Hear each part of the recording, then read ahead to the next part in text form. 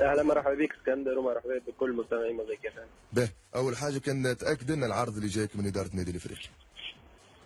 والله صحيح معناها كيما نسمعوا الكل معناها جاني عرض عرض من النادي الافريقي، عرض اول رفضته، ومن بعد جاني عرض ثاني لكن رفضته زاده ولا معناها هذا باش ما ندخلوش اكثر في تفاصيل تاع العرض، ما جاني زوج عروض رفضته. به اسباب الرفض ممكن فما اختلافات ماديه بينك وبين اداره الكلوب؟ فما برشا حاجات تخلي واحد يخمم. فما لو كوتي فينونسي الماديه معناها صحيح موجوده، لكن لو كوتي سونتيمونتال اكثر منها ماديه معناها. به واحد معناها ما تعرف شويه معناها واحد كي لعبت في الترجي وكل شيء دونك كي تجي تخمم ما نجمتش معناها ما نجمش نمشي ما نجمش نقبل العرض.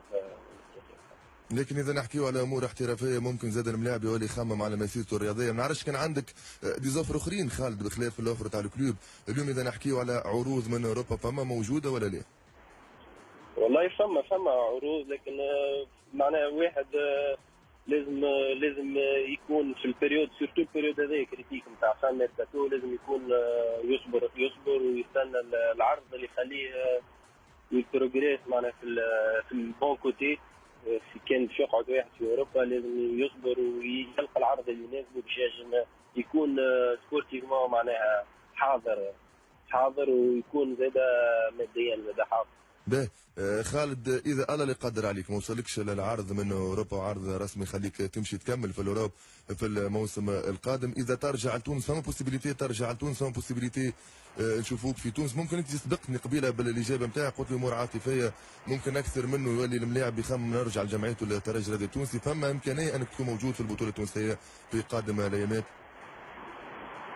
الامكانيه ديما معناها حتى شيء ما هو امبوسيبل، الامكانيه الوحيده ليا انا بور لو مومون معناها اللي خاف اللي واحد بشر يرجع لجمعيته اللي معناها.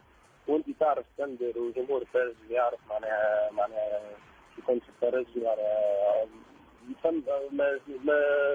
ديما فما كان الباهي معناها. عمري ما صار حتى حاجه خايبه. ناس واحد ديما يخلي فلوس نظيفه، واحد كان باش يرجع لتونس في الميركاتو هذا ولا في اي ميركاتو اخر مصور يرجع جمعيته اللي هز معنا الالقاب اللي معناها حبته الناس فيها فرحت فيها، دونك يرجع للترجي ولا زي.